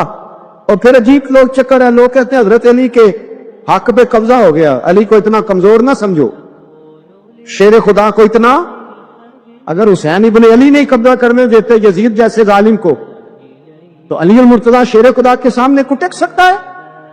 حضرت علی شیر خدا مشیر رہے جناب صدیق اکبر کے، وفادار رہے حضرت فاروق اعظم کی، اور پھر حضرت علی رضی اللہ تعالیٰ عنہ محافظ رہے حضرت عثمان غنی کے، وہ رسول اللہ صلی اللہ علیہ وسلم. اور سنو ایک عجیب بات لکھی ہے بزرگوں نے، کہتے ہیں بدر یا احد میں ایک جنگ میں ایسا بھی ہوا کہ کپڑا نہیں ملتا تھا، جھنڈا بنانے کے لیے تو حضرت عائشہ کی ایک پرانی چادر تھی، اس کا جھنڈا بنایا گیا.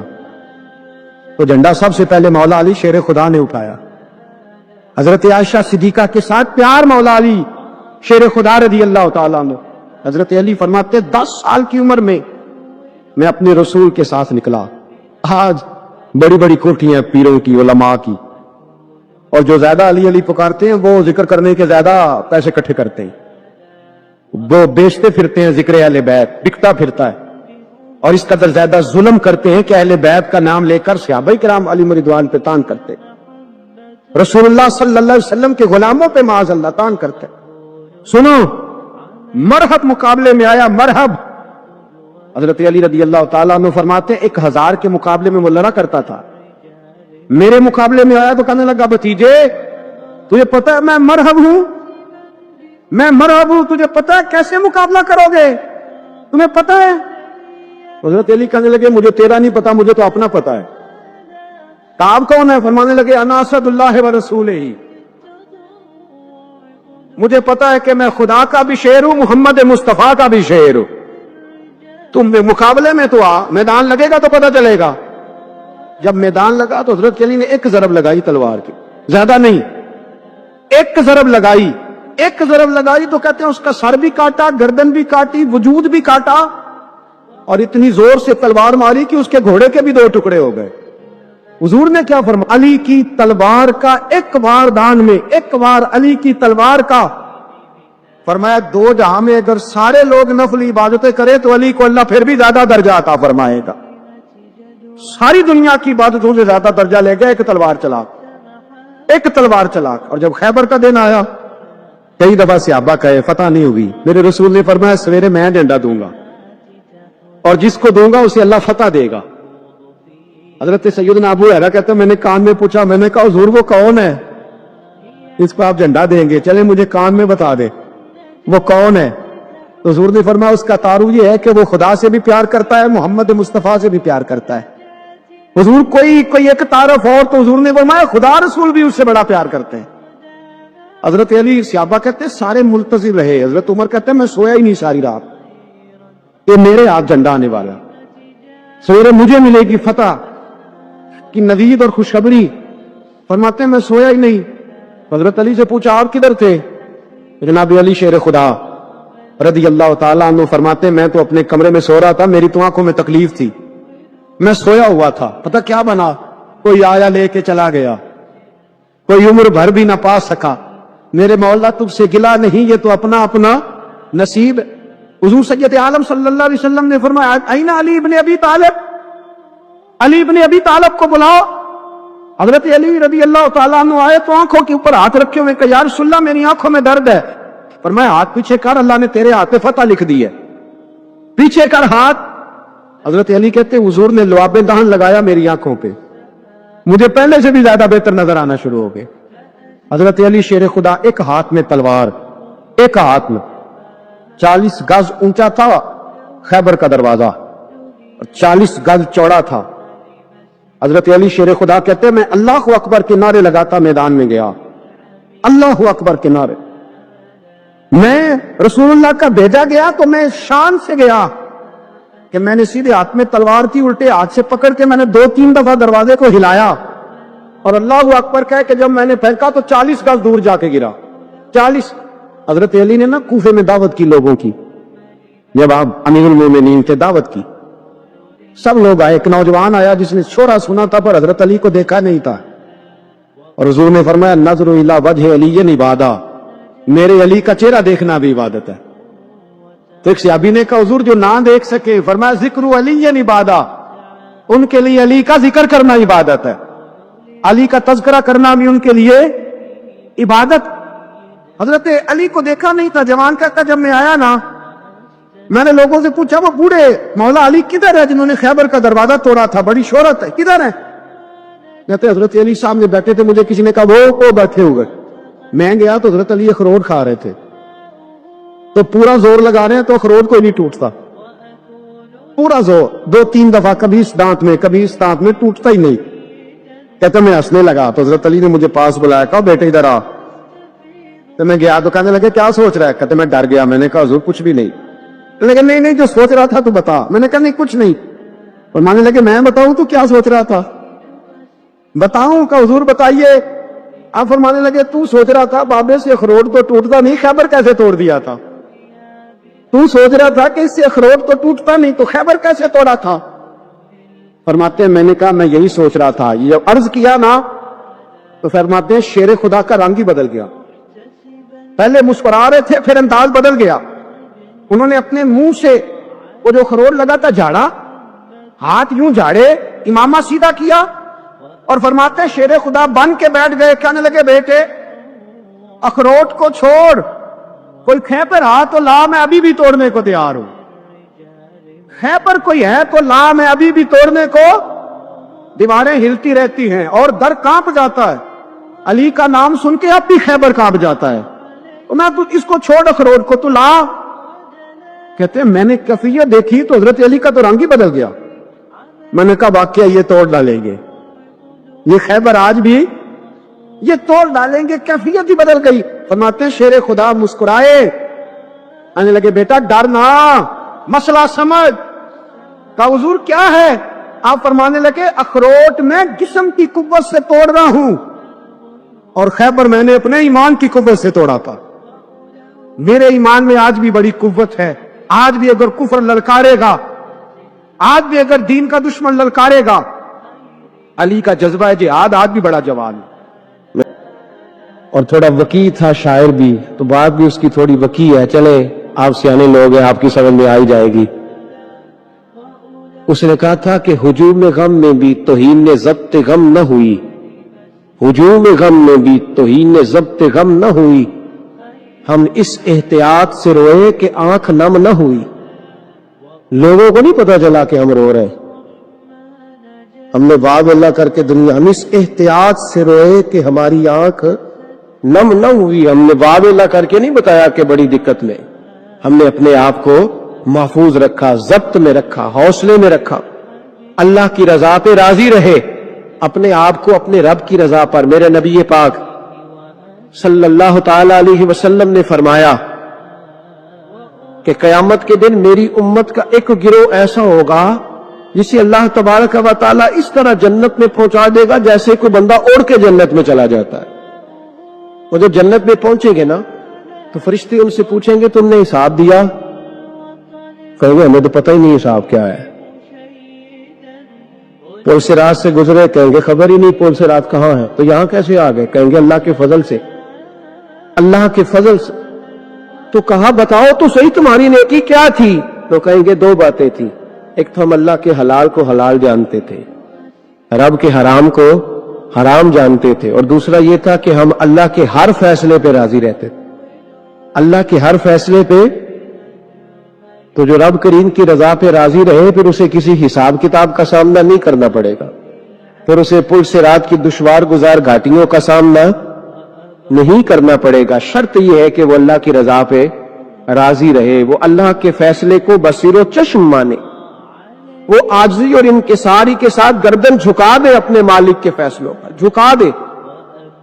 اللہ نے حضرت ابراہیم کو اولاد نہیں دی، پھر زمانے کے بعد دی، پھر دینے کے بعد کہا کہ جاؤ وادی غیر ذی زرع ان میں چھوڑ کے آؤ. سخت گرمیاں ہو جائے تو لوگ بچوں کو اسکول نہیں بھیجتے، چھٹیوں کا اعلان ہو جاتا ہے. لیکن حضرت ابراہیم چھوڑ آئے بچہ.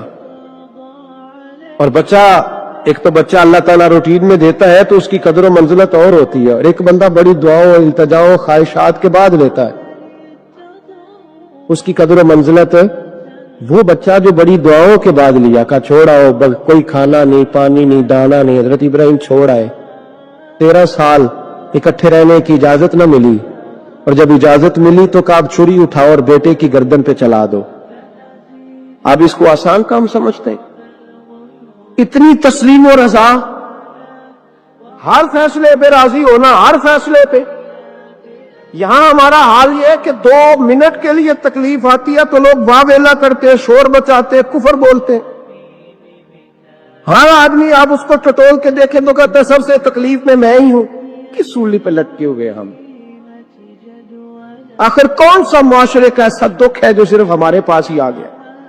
ہر آدمی کہتا ہے مجھے نہ چھیڑنا، سب سے زیادہ غمگین میں ہی ہوں. بھائی بتا تو صحیح نا کہ آخر کون سی ایسی چیز ہے جو مالک نے تجھے عطا نہیں فرمائی.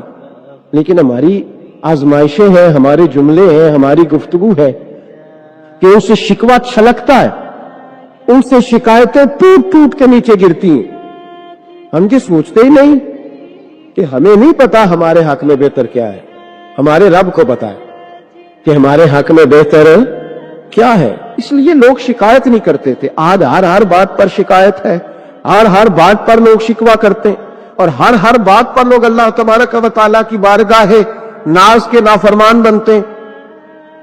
اور پھر سوال کیا، یا اللہ تو راضی ہو جا، یا اللہ تو. اور اللہ کیا فرماتے ہیں؟ فرماتے ہیں موسیٰ اپنی قوم سے کہو یہ مجھ سے راضی ہو جائے، میں بھی ان سے راضی ہو جاؤں گا. آپ پچھلے گناہوں سے رجوع کریں اللہ کی طرف. آپ کہیں کہ میرے اندر یہ غلطی ہے، میں توبہ کرتا ہوں. ان العبد اذا اعترف، اعتراف جرم کریں، پھر اللہ کے حضور رجوع لائیں. ہمارا یہ حال ہے کہ ہم جتنی بھی توبہ کرتے ہیں، جس قدر بھی استغفار پڑھتے ہیں، اس کو ایک وظیفہ سمجھ کے پڑھ لیتے ہیں. بھئی یہ بھی اچھا ہے، برکت سے خالی نہیں. لیکن توبہ کا حقیقی مفہوم یہ ہے کہ انسان اپنا محاسبہ کرے، اپنی پچھلی ساری زندگی اپنی آنکھوں کے سامنے لائے. اگر وہ سمجھتا ہے کہ اس حال میں مر گیا تو میرے لیے مشکل ہوگا منہ دکھانا اللہ رسول کو، تو پھر وہ فوراً سے پہلے اپنے گناہوں سے رجوع کرے اور اللہ کے حضور توبہ کرے. جب تک اعتراف جرم نہیں ہوگا اتنی دیر تک غلطیوں کی تربیت ہو سکتی. دیکھو کیا کہتے ہیں، ربنا ظلمنا انفسنا، اللہ نے زیادتی کی ہے اپنی جانوں پر. وَإِن لَمْ تَغْفِرْ لَنَا، اگر تو نے معاف نہ کیا، وَتَرْحَمْنَا، اور ہم پر رحم نہ فرمایا، لَنَكُونَنَّ مِنَ الْخَاسِرِينَ. پیچھے تھے جو ہونا تھا وہ ہو گیا، اور اگر آئندہ بھی کرم نوازی نہ ہوئی تو ہم تو نقصان والوں میں ہو جائیں. نقصان تو بڑھے گا، رول گھاٹے میں جائیں گے. ہم جب تک تسلیم نہیں کرتے، اعتراف اپنی زندگی میں پیدا کریں. اعتراف اپنی چیزوں میں اگر بہتری چاہتے ہیں، آنے والے وقت کو عمدہ کرنا چاہتے ہیں. ہم سمجھتے ہیں کہ چلو ماضی اور حال کے ساتھ جو ہوا سو ہوا، مستقبل ہی ٹھیک ہو جائے. اس کے لیے اپنے ماضی اور حال کی کمزوریوں کو تراشنا پڑے گا، غور کرنا پڑے گا، پھر یہ معاملہ آگے جائے گا. میرے بھائی، اپنی زندگی میں ہم سے جو کمیاں رہ گئی، پتہ اللہ تعالیٰ نے توبہ کا دروازہ ہر وقت کھلا رکھا ہے. اور فرمایا لا تقنطوا من رحمت اللہ، تم نے مایوس نہیں ہونا. ان اللہ یغفر الذنوب جميعا، اللہ تمہارے سارے گناہ معاف کر دے. کرنے کا کام یہ ہے کہ چلو آج سے ہی صحیح، چلو ابھی سے صحیح. تو ضعیف العمری میں، بڑھاپے میں آ کے بھی لوگوں نے خیر کا رستہ اختیار کیا تو اللہ کی رحمت نے آگے بڑھ کے استقبال کیا. چلے کسی وقت بھی، کیا کہتے ہیں، صبح کا بھولا شام کو گھر آ جائے تو بھولا، چلو گھر تو پہنچ گیا ہے نا، اپنے گھر آ گیا، اب کہاں بھولا ہے. تو اپنی کوتاہیاں، اپنی غلطیاں، برے بندے نو لبن ٹریا جاگتے ملیا نہ کوئی، اپنے اندر چاہتی پائی تے میتھوں برا نہ کوئی. اپنی کمزوریاں تلاش کرے، ان کے لیے اپنے آپ کو کٹہرے میں کھڑا کرے، اپنے آپ سے سوال جواب کرے، اپنے ساتھ گفتگو کرے. میں نے اپنی زندگی میں کچھ ایسے لوگوں کو دیکھا، کچھ ایسی شخصیات سے میرا پالا پڑا، وہ بڑے لوگ تھے، عظیم لوگ تھے، لیکن ان کے پاس بیٹھ کر اندازہ ہوا کہ وہ جو ہے نا وہ اپنے آپ کو نہیں سمجھتے. وہ جو ہے وہ نہیں. حضرت شیخ سعدی رحمت اللہ نے لکھا ہے کہ ایک بزرگ خانہ کعبہ میں حج کے موقع پر گئے ہوئے تھے، تو کہتے ہیں خیمے میں سویا تھا تو کسی کے تڑپ کے رونے کی آواز آئی، یا اللہ مہربانی کرنا قیامت میں رسوا نہ کرنا. تو کہتے ہیں میں تو تسلی دینے کے لیے اٹھ کے باہر گیا کہ پتہ کرو کون ہے، اور جب میری جا کے ملاقات ہوئی تو میرے پیروں تلے زمین نکل گئی، یہ تو بغداد کے عبد القادر جیلانی ہے. آپ کسی بھی شخص کو پڑھ لیں گے، جو آج کل دعوے ہیں نا لوگوں کے، میں یوں کر دیتا ہوں تو میں، یہ ہمارے بزرگوں کے یہ دعوے وہ جہاں بھی ملیں گے رب کے عاجز بندے ملیں گے، وہ جہاں بھی میسر آئیں گے وہ اللہ کے عاجز بندے ہو کے میسر آئیں گے۔ احساس ان کے دلوں سے اپنی کمزوریوں کا کبھی گیا؟ ہمارے اندر یہ احساس نہیں، بڑھوتری کا احساس۔ لوگوں سے ملاقاتیں ہم کرتے ہیں تو ہم یہ تھوڑی چاہتے ہیں کہ ہم ان سے کچھ حاصل کریں، ہم تو بڑی ساری جگہوں پہ اپنا آپ دکھانے بتانے کے لیے پہنچتے ہیں۔ اپنی زندگی میں اپنی غلطیوں کو ڈھونڈے۔ وہ جس کا بیٹا اس کے سامنے تلخ بولتا ہے اور پھر رات کو وہ بستر میں منہ دے کے روتا ہے، وہ کیوں نہیں مان لیتا کہ اس سے غلطیاں ہوئی ہیں؟ وہ ایک دفعہ اپنے بستر میں منہ دے کے یہ کیوں نہیں سوچتا کہ کبھی اس کے ابا جی بھی کہا کرتے تھے بیٹا میں تیری طرف سے تکلیف میں؟ کیوں نہیں تسلیم کرنے کو تیار کہ میں اسے کسی کے سپرد کر کے نا تو چچا کے ساتھ اسکول چلا جا اور میں دوستوں کے ساتھ کھانے کھانے چلا گیا، میں نے اپنے بچوں کو وقت ہی نہیں دیا۔ یہ کوتاہیاں ہم کب تسلیم کریں گے؟ چھوٹا آدمی ہوں اور کمزور ہوں، کوئی ایسی بات نہیں کرنا چاہتا، لیکن میرا دل کرتا ہے ادب سے عرض کروں کہ دین کے دعوے کرنے والوں تم سے غلطیاں ہوئی، منبر و محراب کے وارثوں تم سے کوتاہیاں ہوئی ہیں، مسند ارشاد پر بیٹھ کر پیری مریدی اور اچھے اسباق پڑھانے والوں تم سے خطائیں ہو گئی ہیں۔ تم نے قوم کو جس تعویذ گنڈے پہ لگایا تھا، تم نے قوم کو جو چیزیں خود سے سکھائی تھی، تم نے کیوں نہیں بتایا کہ ہم تو ناقل ہیں، اللہ کے عاجز بندے ہیں، قرآن و سنت پڑھیں گے اور تمہیں سنا دیا کرے، ہم تو صرف ناقل ہیں، یہاں سے نقل کر کے تم تک پہنچانے والے، ہم تو تمہیں خیر بتائیں گے، اللہ کی بارگاہ کا رستہ دکھائیں۔ تم نے کیوں نہیں اس کو سمجھا؟ ہم اپنی کوتاہیاں کب قبول کریں گے؟ ساری غلطیاں سیاستدانوں کی تو نہیں ہوتی۔ پتا تھا ووٹرز کو کہ یہ پہلے کس پارٹی میں تھا، اس کو پتا تھا کہ اس کا اعتبار نہیں ہے، خدا جانے جیت کے بھی کس پارٹی میں جائے گا، پتا تھا۔ تو کیا یہ کوئی دھندا ہے؟ کیا یہ کاروبار ہے؟ کیا آپ جانتے بوجھتے ہوئے اپنے ہاتھ سے زہر کھائیں اور بعد میں کہیں کہ میری انتڑیاں کٹ کے باہر آ رہی ہے، تو جب کھایا تھا تو یہ تو ہوگا سارا کچھ۔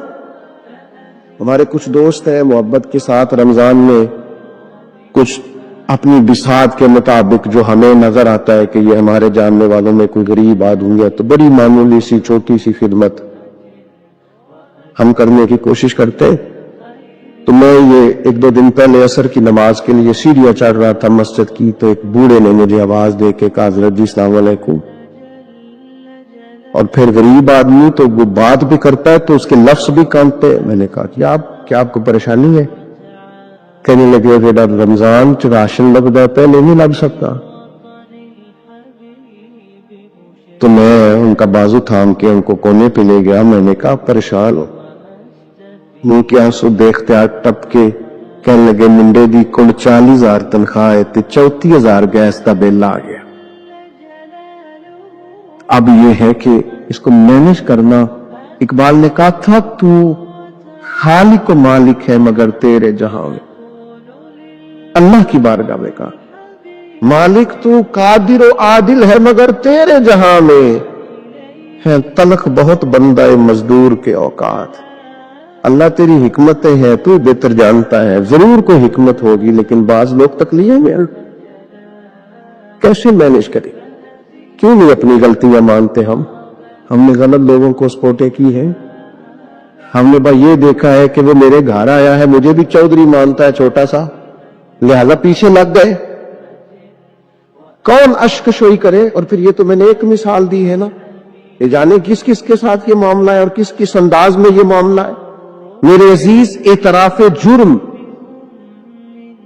اپنی غلطی کا احساس، یہ نعمت اگر ہمیں میسر آئے، کسی بھی سیاسی جماعت کا کوئی آدمی بھی ٹی وی پر آتا ہے اور وہ جب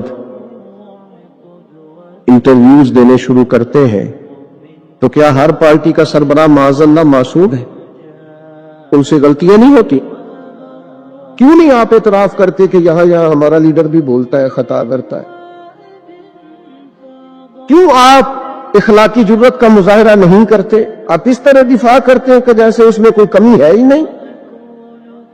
ہمارے اساتذہ فرمایا کرتے تھے خدا بننے کا شوق نہ پیدا کرو، انسان رہو۔ رب نے تمہیں انسان بنایا، وہ تمہیں انسان دیکھنا ہی پسند فرماتا ہے۔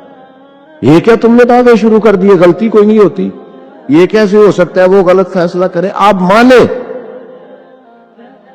بندے کی توبہ اللہ کب قبول کرتا ہے؟ مشکات میں حدیث ہے سیدہ عائشہ صدیقہ سے، حضور فرماتے ان العبد اذا اعترف، یہ لفظ ہے سرکار کے، اس پر غور کی، فرمایا بے شک جب بندہ اعتراف جرم کرتا ہے رب کی بارگاہ میں بیٹھ کے، وہ مان جاتا ہے یا اللہ یہ مجھ سے بھول ہو گئی، میں نفس کے ہاتھوں مجبور ہو گیا، یہ مجھ سے غلطی ہو گئی، شیطان نے ان العبد اذا اعترف، بے شک جب وہ رب کی بارگاہ میں اعتراف جرم کرے ثم تاب، پھر توبہ کرے تو تاب اللہ علیہ، اللہ فوراً اس کی توبہ کو قبول فرما لیتا ہے۔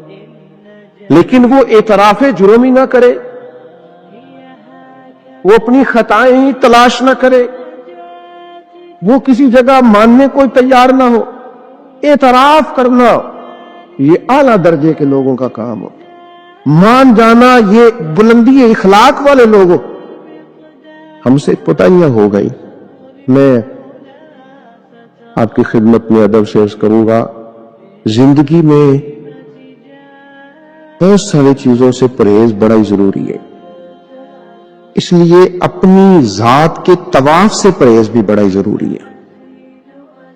اپنی ذات میں الجھ کے زندگی نہیں گزار، میں سمجھدار ہوں، میں بڑا سمارٹ ہوں، اور دیکھو میری تدبیر سے میرا نظام بڑا اچھا چل رہا ہے، میری حکمتیں بڑی کامیاب جا رہی ہیں، دیکھو میں نے جو سوچا تھا اس کے مطابق منصوبہ بندی ٹھیک ہے، میں کئی لوگوں پر سبقت لے جا چکا ہوں، میں آگے بڑھ چکا ہوں۔ یہ ذات کا طواف ہے، اپنی ذات کے طواف سے نیچے اتر کر سوچ لیں اور دو چیزیں اپنے ذہن میں بٹھا لیں، طے کر لیں، زندگی روحانیت کی طرف بڑھنے لگی۔ ایک یہ چیز اپنی ذہن میں بٹھا لیں کہ میرے اندر زندگی میں جو کمیاں کمزوریاں رہ گئی وہ میری وجہ سے ہے، اور اگر کوئی خیر ملی ہے تو وہ محض اللہ کے فضل کی وجہ سے ہے، میری طاقت کے سبب کچھ نہیں ہے، محض فضل الہی۔ یہ دو چیزیں جب بندے میں پیدا ہوتی ہیں تو اس کی روحانیت مضبوط ہوتی، ورنہ تو اپنی ذات کے چنگل سے لوگ آزاد ہی نہیں ہوتے۔ اعتراف، حضرت ماعز بن مالک رضی اللہ تعالیٰ عنہ نے آ کے عرض کی حضور بہت بڑا جرم ہو گیا، نبی کریم نے توجہ ہی نہیں کی، پھر عرض کی حضور بھول گیا تھا، سرکار میں رخ پھیر، پھر عرض کی حضور بھول گیا تھا، کریم فرمانے لگے کیسی ذہنی الجھاؤ کی بات کرتا ہے، پھر فرمایا دیکھو محسوس کرو ہوش میں تو ہے، عرض کی حضور مہربانی کرتے، یہ جو احساس ندامت ہے سونے نہیں دیتا، کرم نوازی کرے۔ یعنی ایک شخصیت حاضر بارگاہ ہوئی ہے، عرض کی حضور جرم ہو گیا بہت بڑا، سرکار نے توجہ ہٹائی، پھر عرض کی حضور بھول گیا تھا، خطا ہو گئی، پھر توجہ ہٹائی، عرض کی حضور اگر میرے لیے طہارت کا سامان نہ کیا گیا تو میں بہت بڑے نقصان میں چلا جاؤں گا، کرم نوازی کر دی جائے۔ فرمایا دیکھو لوگوں ہوش میں تو ہے، یا رسول اللہ بالکل ہوش میں۔ نبی کریم علیہ السلام نے فرمایا لے جاؤ سنسار کرو، پتھر مارے گئے، سنسار کیا گیا، اعتراف کیا، مانا، سزا قبول کی، اپنے لیے فیصلہ کیا کہ مجھے سزا لینی چاہیے۔ ان کا وصال ہوا، یہاں تک تو معاملہ ان کا تھا، لیکن اس اعتراف پر انعام یہ ملا کہ محبوب نے فرمایا غسل کفن کرو، میں خود جنازہ پڑھاؤں گا۔ نبی رحمت علیہ السلام نے امامت فرمائی، میرے مرنے پہ ہر سو شور مچ جائے گا دیکھو گے، اور کہنے الوداع سرکار خود تشریف لائیں گے۔ اور کسی درویش نے کہا تھا مرن تو بعد دو مکھڑا میرا ہو جاوے جے تازہ، پھر سمجھ لینا محبوب میرے میں آن پڑیا جنازہ۔ سرکار نے امامت فرمائی، تدفین ہوئی۔ کسی شخص نے بعد میں کہا اس نے فلان جرم کیا ہے، تو حضور فرمانے لگے چپ کر، تجھے پتا ہے وہ کہاں ہے اس وقت؟ یا رسول اللہ کہاں ہے؟ فرمایا جنت کی نہروں میں گوتے لگا رہے ہیں۔ اور حضور فرمانے لگے اس بندے نے ایسی اعلیٰ توبہ کی ہے کہ اگر میں اپنی ساری امت میں اس کی توبہ ساری امت میں، فرمایا اس کی توبہ اگر قیامت تک آنے والے سارے امتیوں میں بانٹ دوں تو اللہ سب کی بخشش فرما دے گا، سب بخشے جائیں گی اس ایک کی توبہ کی برکت۔ کیوں؟ ہاتھ باندھ کے عرض کی حضور مہربانی کرے، میرے سے یہ غلطی ہو گئی ہے، شفقت کرے، مہربانی فرما۔ دوستو اپنی زندگی میں اعتراف والا مزاج تو پیدا کرو یار۔ اپنی زندگی میں جو لوگ اپنی غلطیاں ماننا شروع کر دیتے ہیں وہ ایک فائدہ اپنے ساتھ کرتے ہیں اور ایک اپنی آنے والی نسل کے ساتھ فائدہ کرتا ہے۔ ان کو پتہ چلتا ہے کہ ہمارے بزرگ ہمیں یہ کہہ رہے ہیں، ہمارے والدین کا بیٹا یہاں میں بھول گیا تھا اور میری اس غلطی کی بنیاد پر مجھے یہ نتائج بھگتنا پڑے اور بہت ساری چیزوں پر میں بہت سارے لوگوں سے پیچھے رہے، یہ خطا نہ کرنا زندگی میں۔ لیکن وہ ہمیں اپنی تعریفیں سنانے سے فرصت ملے تو اپنی غلطیوں کی طرف جائیں۔ ہمیں آئینہ ہر روز ہمارا ہی حسن ہمیں ہی دکھاتا رہتا۔ اگر ہمیں کہیں کوئی کمزوری نظر آئے تو تب ہے نا۔ صوفیاء کرام کے سرخیل ہے حضرت مجدد الفسانی رحمت اللہ علیہ، تو شیخ سے کسی نے کہا خوش بخت انسان کون ہوتا ہے؟ تو مجدد صاحب فرمانے لگے جسے اپنی غلطیاں نظر آنی شروع ہو جائیں۔ خوش بخت ہے وہ آدمی جس کو اپنے گریبان میں منہ ڈالنے کا شوق پیدا ہو، خیال آئے تو اس کی تربیت شروع ہو جاتی۔ لیکن جو ہر بات، میں ایک چھوٹی سی بات آپ کی خدمت میں عرض کروں، آپ اس سے اختلاف کر سکتے ہیں، تو میرا تجربہ یہ ہے، میں نے تعلیمی زندگی گزاری ہے، میرا تجربہ یہ ہے کہ جو نہیں نہ پڑھا اپنی وجہ سے نہیں پڑھا، کہے بعد میں وہ کہ جو خاندانی مسائل بڑے تھے، مجبوریاں بڑی تھی گھر کی، کہے جو جس نے کہنا ہے کہے، اور میں یہ بات ماننے کو تیار نہیں ہوں، اس لیے کہ میں نے اپنی زندگی میں دیکھا جنہوں نے پڑھنا تھا نا وہ پارٹ ٹائم جاب بھی کرتے تھے اور پڑھائی بھی کرتے تھے۔ وہ میں خود، ہم دوست جایا کرتے تھے، اب تو میں نے کبھی یہ سنا بھی نہیں، لیکن یہ جو لوگ بڑی عمر کے ہیں انہیں پتا ہوگا، آدھی قیمت پر کتابیں مل جاتی تھی اور پھر اس کو جا کے دوبارہ بیچ کے آتے تھے، وہ پھر 25% قیمت ملتی تھی اس کی اگلے سال۔ تو اس طرح سے سمٹے ہوئے خرچوں میں اور اس طرح اخراجات کی کفایت شاری میں لوگ پھٹیوں پر بیٹھ کے پڑھتے رہے، اور بہت ساری مائیں بستہ لے کے دینے کی پوزیشن میں نہیں ہوتی تھی، تکیے کے غلاف میں پہنی ہوئی کتابیں، اور 3 دوستوں نے مل کے ایک چٹائی خریدنے کا پلان بنا لیا، اس پر بیٹھے ہوئے اور پھر ایک دوات کے ساتھ 3 قلم اسی دوات میں ڈبو کر وہ اپنا اپنا کام کرنے والے، اور ایک دوسرے پر اثار بھی کیا جا رہا ہے، تو پین میں سیاہی بھرنے کا اثار کیا جا رہا ہے، کسی کو دی بھی جا رہی ہے تو کہا تھوڑی گاچی دے دو تاکہ میں بھی اپنی پھٹی کو صاف کر لوں۔ لیکن یہ پڑھتے پڑھتے لوگ چھوٹی کتابوں پہ پڑھتے پڑھتے انہوں نے بڑے بڑے انقلاب برپا کر دیے۔ ہم یہ دیکھتے رہے، اپنی کمزوریوں کی وجہ سے لوگ پیچھے رہ گئے جو رہ گئے، ورنہ جن لوگوں نے تھوڑی سی بھی توجہ کی اللہ تعالیٰ نے ان کی مدد فرمائی۔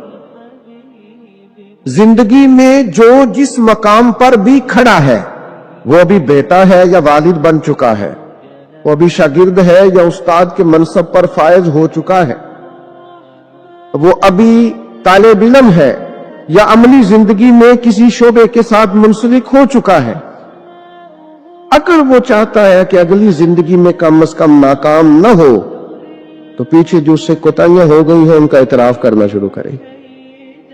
ضروری نہیں اس کے پوسٹر چھپائے اور لوگوں کو بتائے، وہ اپنے آپ سے تو گفتگو کرے، اپنے رب کے حضور تو حاضر ہو کے اپنی غلطیوں کو مانے، وہ تسلیم تو کرے کہاں کہاں اس سے خطائیں رہ گئی ہیں، کہاں کہاں اس سے غلطیاں رہ گئی، کہاں کہاں وہ بھول گیا، کہاں کہاں اس نے سمجھنے میں اور اپنا شعور بلند کرنے میں دیر کر دی۔ لوگوں کا دل کرتا ہے ان کی اصلاح ہو جائے، پر کوئی درد والا ہو کوئی ایسی بات ہو تو تب ہے نا جی. آئے ہائے. حضرت عبداللہ ابن مسعود کہنے لگے کاش یہ قرآن پاک پڑھتا. یہ کہہ کے چلے گئے. باہر وہ نکلا نا، جب سارے لوگ باہر نکلے اس معاذ اللہ بری مجلس سے، چین گونیاں ہو رہی تھی کہ آج تو یہاں حضرت عبداللہ ابن مسعود بھی آئے تھے. رسول کریم کائنات کے بادشاہ ہیں. حضور فرماتے ہیں میں چاہوں تو اللہ احد پہاڑ سونے کا بنا دے اور میرے ساتھ چلا کرے.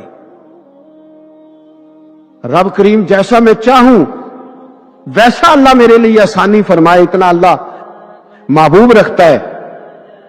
لیکن حضور نے اللہ کی بارگاہ میں دعا کی تھی، یا اللہ ضرورت کے مطابق روزی دینا. شب برات سے سیکھنے والی باتیں. من توبہ کی تڑپ. ہر مسلمان کو چاہیے کہ وہ اپنے گناہوں سے سچی توبہ کرے. 2. رشتوں کی اہمیت. دوسروں سے بغض مت رکھو، معاف کرو اور معافی مانگو. 3. شریعت پر عمل. صرف وہی کام کرو جو قرآن اور صحیح حدیث سے ثابت ہوں. 4. بدعتوں سے پرہیز. نئی عبادتیں نہ بناؤ، دین پورا ہو چکا ہے. 5. ہر رات کی قدر. صرف شب برات ہی نہیں، ہر رات اہم ہے. ہر رات اللہ دنیا کے آسمان پر نزول فرماتا ہے. 6. رمضان کی تیاری.